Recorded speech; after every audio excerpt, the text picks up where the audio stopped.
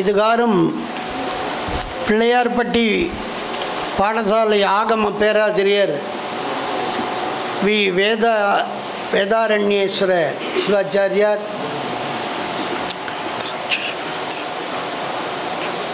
துஸ்வப்ன சாந்தி பூர்வகமாக நிவர்த்திகலா தரிசனாந்தமான பிரயோக பத்ததி வாக்கியங்களை விளக்கினார்கள்.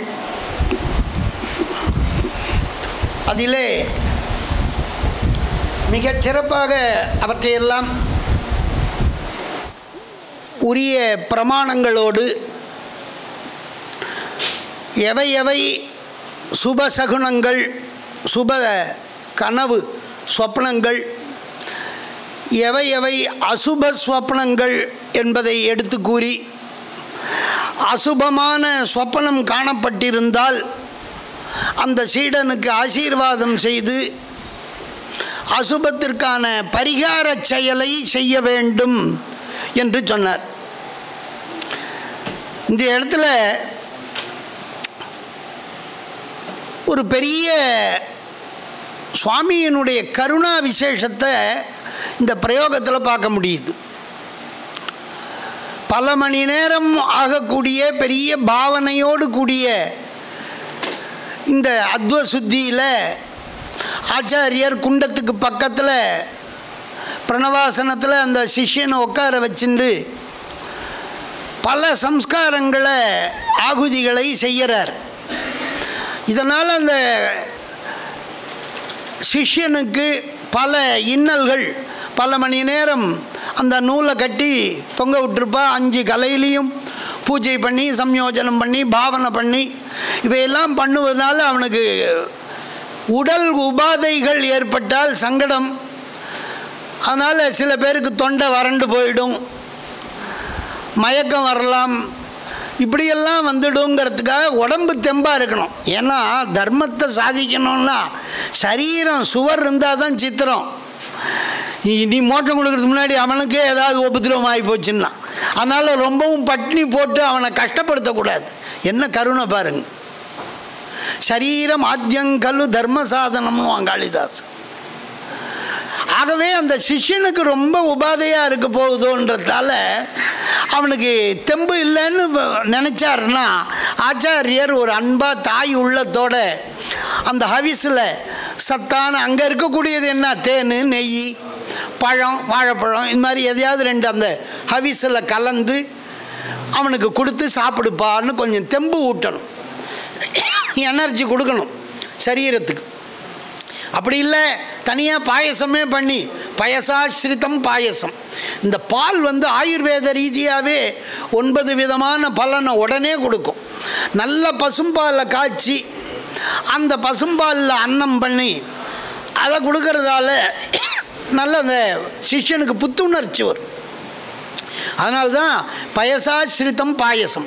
நல்ல பாயசத்தில் பைத்தம் பருப்பு, உளுத்தம் பருப்பை போட்டு கொடுத்தா புத்துணர்ச்சி, தைரியம், தெம்பாக இருப்பான். இன்னும் 1 மணி நேரம் சம்ஸ்காரம் பண்ணுங்கோன்னு தொழ மாட்டான். அப்படி ஒரு கருணையாக அவனுக்கு அவிஷ்ய சரு பிராசனம் கொடுத்து பண்ணுன்றார். அவனை கஷ்டப்படுத்தி பண்ணாத. சில பேர் துராகிரகமாக அதெல்லாம் ஒன்றுமே சாப்பிடப்படாதுன்னு விவாதம் பிடிவாதமாக இருந்துட்டு அவனுக்கும் ஒன்றுமே கொடுக்காமல் இருக்கக்கூடாது. எவ்வளோ ஒரு காருண்யம். தாயினும் சால பரிந்து நீ பாவியேனுடைய அப்படின்னுவார் மாணிக்க வாசகர்.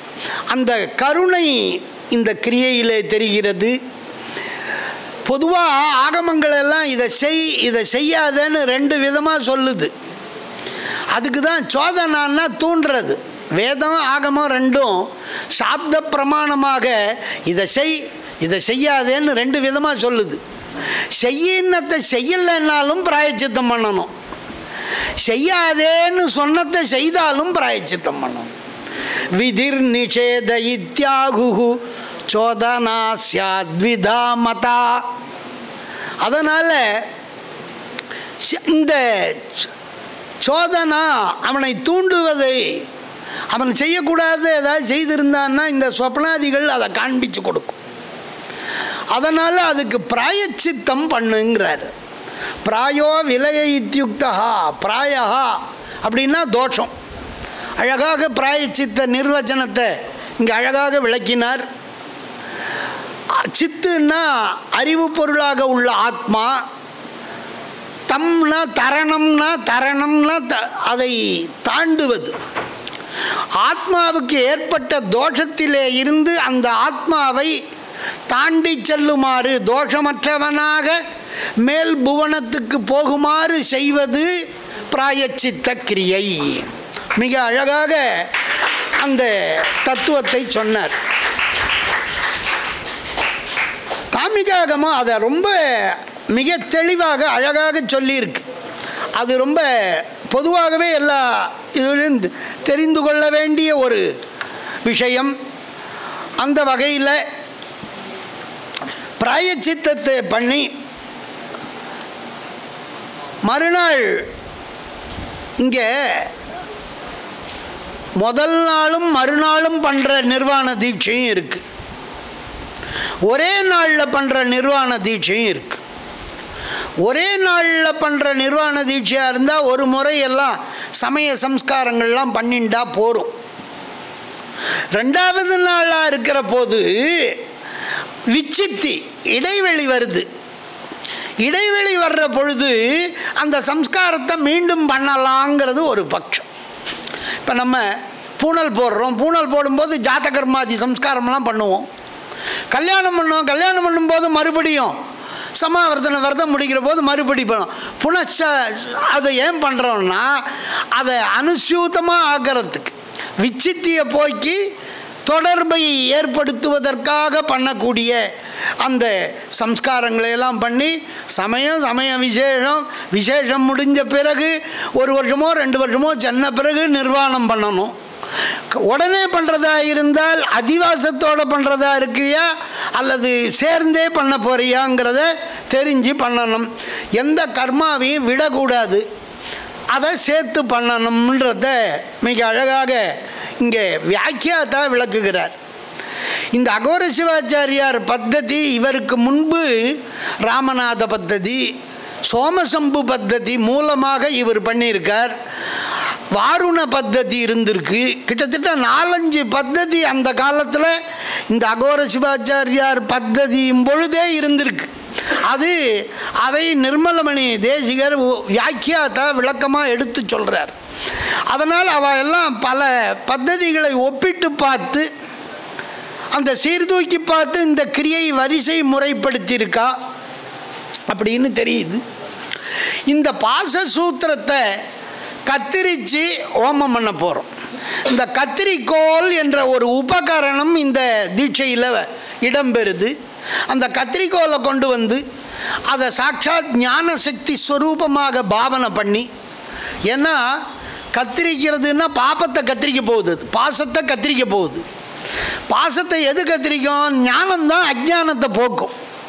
அதனால் இப்போ கத்திரிக்கோலில் ஞான சக்தி ஸ்வரூபமாக அங்கே 2 இருக்குது. திருக்கிரியா இந்த கத்திரிக்கோல், சைத்தன்யம் திருக்கிரியா ரூபம். இந்த கத்திரிக்கோலில் 2 இருக்குது பாருங்க, ஒன்று சித்து ஒன்று கிரிய, திருக்கிரியாத்மகமாக இருக்குது. அதான் சைத்தன்யம், ஒரே ஞான சக்தி ஸ்வரூபம் அந்த கத்திரிக்கோல். அந்த ஒரு உபகரணத்தை நம்ம ஸ்வீகரிக்கணும்னா அதுக்கு ஒரு சம்ஸ்காரம் இருக்குது. அதுக்கு பூஜை பண்ணி அந்த கத்திரிக்கோளுக்கு ஒரு சம்பாத ஹோமம் பண்ணி, அந்த சம்பாத ஹோமத்துக்கு பிறகு தான் அந்த கத்திரிக்கோலை எடுத்து அந்த நம்ம அடையாளமிட்டு முடிச்சு போட்டு வச்சிருக்கிறோம். அது வரைக்கும் அதை கத்திரிக்கிறதுக்காக முதல்ல ரெடி பண்ணி வச்சுக்கிறோம். அப்படியாக இந்த கத்திரிக்கோளினுடைய பூஜையை சிறப்பாக சொல்லியிருக்கு. பாசச்சேத சாமர்த்தியம் அந்த கத்திரிக்கோளுக்கு வரணுமோ. கத்திரிக்கோள்ன்றது என்ன? ஒரு இரும்பாலேயோ தங்கத்தாலேயோ பண்ணி வச்சிருக்கிற ஒரு கருவி, ஜடம். அந்த ஜடத்துக்கு ஒரு சக்தி வரணும். அந்த பாசச்சேத சாமர்த்திய பிராப்தி ஹேத்தவே அதுக்கு சம்பாத ஹோமம், அதுக்கு ஒரு பூஜை, அதுக்காக தர்ப்பண தீபனம். தர்ப்பணம்னா திருப்திப்படுத்துறதுக்காக செய்யக்கூடியது தர்ப்பணம். சுவாகாந்தமாக சம்ஹிதையை ஒரு முறை பண்ணால் தர்ப்பணம். தீபனம்னா ஜொலிக்க செய்கிறது. ஒன்றுக்கு 3 முறையாக பண்ணி அதை இன்னும் நல்லா ஜுவாலையாக உத்தேஜகமாக பண்ணுறது தீபனம். அதையெல்லாம் தர்ப்பணம், தீபனம். ஹோமத்தில் அக்னியில் பண்ணுறதுக்கும் தர்ப்பணம்னு பேர். தர்ப்பணம்னா ஜலத்தில் பண்ணுறது தான் இல்லை. திருப்தியதே அனேன இதி தர்ப்பணம். அனேன கர்மணா திருப்தி ஜாயத்தே இத்தியஸ்மாத் காரணாத் அஸ்ய கர்மணா தர்ப்பணம் இது நாம. இப்படியாக இந்த பூஜா கிரகணாதி லிங்கஸ்தா வன்னிஸ்தோ ஹவிராகுதிம் ஆச்சாரிய மூர்த்தி மாஸ்தாய பாசவுகான் கிருந்ததீஸ்வரஹான்னு ஒரு ஆகம வாக்கியம் ஞாபகம் வருது எனக்கு. மண்டலத்தில் சுவாமியாக இருந்துட்டு பூ பழங்களை எல்லாம் வாங்கிக்கிறார். நம்ம கொடுக்குற பொருளெல்லாம் ஏற்றுக்கிறார். பூஜாம் கிருண்ணாதி லிங்கஸ்தா. ஓமகுண்டத்தில் என்ன பண்ணுறார், அவரே சுவாமி அங்கே இருந்துட்டு வன்னிஸ்தோ ஹவி ஆகுதிம், ஹவிசையும் நெய்யில் கொடுக்குற மந்திர ஆகுதிகளையும் ஏற்றுக்கிறார். வன்னிஸ்தோ ஹவிராகுதிம் ஆச்சாரியமூர்த்திம் ஆஸ்தாய, ஆச்சாரியருக்குள்ள அதிஷ்டானியாக இருந்துண்டு பாசவுகான் கிருந்ததி, இந்த கத்திரிக்கோளால் பாச கூட்டங்களையெல்லாம் கத்திரிச்சு இங்கே ஹோமம் பண்ணிடுறார்.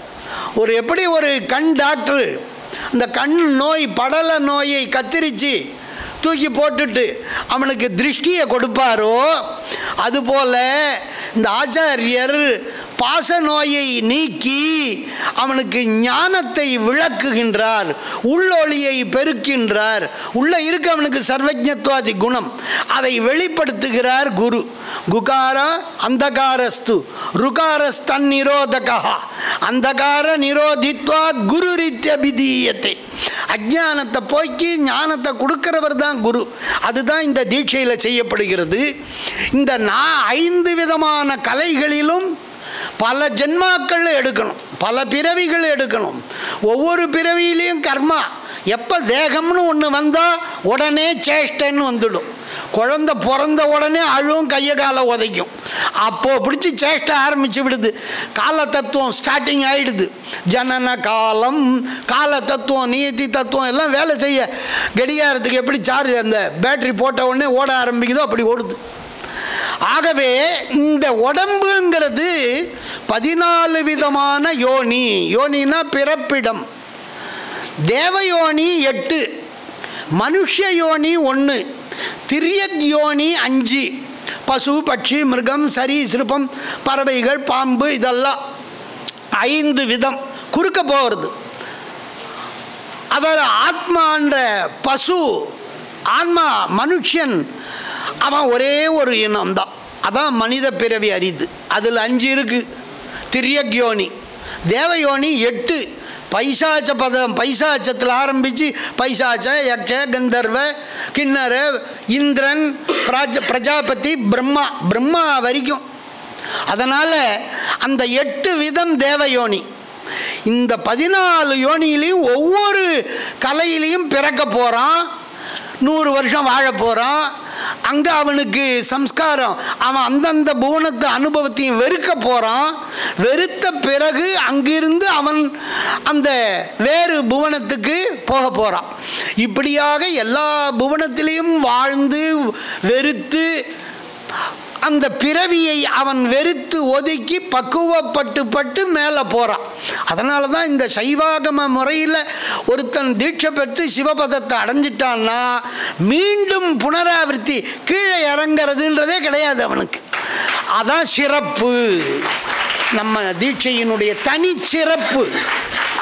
சொர்க்கம் போனான்னா அக்ஷீணே புண்ணிய மர்த்தியலோகம் விரஜந்தின்னு அங்கே பணம் தீர்ந்த உடனே திருப்பி வந்துவான். வெளியூர் போவான், 1 லட்சம் எடுத்து போட்டு காலியானா திருப்பி நம்ம ஊருக்கே வந்துடுவோம்.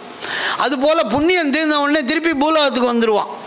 சிவதீட்சையில் ஒருத்தவன் சிவலோகம் போனவன் திரும்பி மண்ணுலகத்துக்கு வந்தான் பிறந்தான்னு கிடையாது.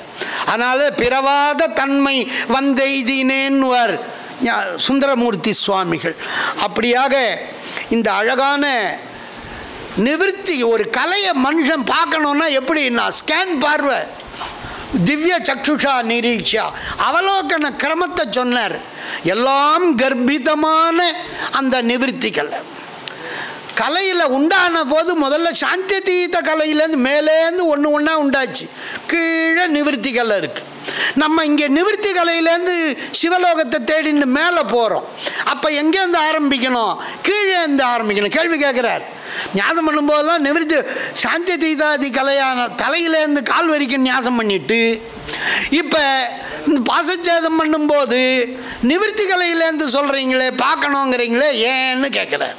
அப்போ தான் சொல்கிறார், இது சம்ஹார கிரமம். சம்ஹாரம்னா அழித்தல் இல்லை, ஹரம்னா ஒடுக்குதல். சம்ஹரதி காரணத்தில் காரியத்தை ஒடுக்குவதற்கு சம்ஹாரம்னு பேர். வதம் வேறு, சம்ஹாரம் வேறு.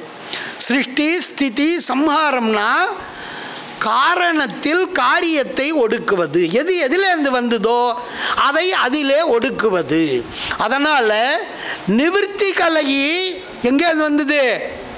அந்த பிரதிஷ்டா கலையிலேருந்து வந்திருக்கு. அந்த பிரதிஷ்டா கலையிலேருந்து வந்ததால் நிவர்த்தி கலையை பிரதிஷ்டா கலையில் கொண்டு போய் ஒடுக்க போகிறோம். அசுத்தத்தை சுத்தம் பண்ணதை சுத்தம் பண்ணாததில் கொண்டு போய் ஒடுக்க போகிறான். ஆகையினால இந்த நிவர்த்தியாதி கலையாக பார்க்கணும். இதை ஏன்றதுக்கு அழகாக சொன்னார். ஒரு மரத்தை வெட்டுறதுன்னா வெளியிலேருந்து தானே வெட்ட முடியும். உள்ளே தோன்றும் போது முதல்ல அங்குரம் வருது, அப்புறம் அந்த தண்டு முத்துது, அப்புறம் பெரிய பட்டையாக தோல் வைக்குது, தன்னை அது பலப்படுத்திக்குது. அந்த மரத்தை சேதனம் பண்ணும் பொழுது வெளியிலேருந்து தான் நம்ம பண்ண முடியும். முதல்ல தோலை வெட்டணும், பட்டையெல்லாம் நீக்கணும், அப்புறம் மேல் இது, அப்புறமா விருட்ச சாரம். அதுபோல் எப்படி மரம் வெளியிலிருந்து வெட்டப்படுகிறதோ அதுபோல் இந்த கலா சோதனம் கீழே இருந்து மேல் வரையில் செய்யப்படுகிறதுங்கிறத சொன்னார். அந்த வகையிலே அந்த வேதாரண்யேஸ்வர சிவாச்சாரியாரை இப்பொழுது பாராட்டி அதற்கு அடுத்ததாக இந்த பிரவச்சனத்தை தொடர்கிறார். அந்த பிரேக் இல்லைப்பா.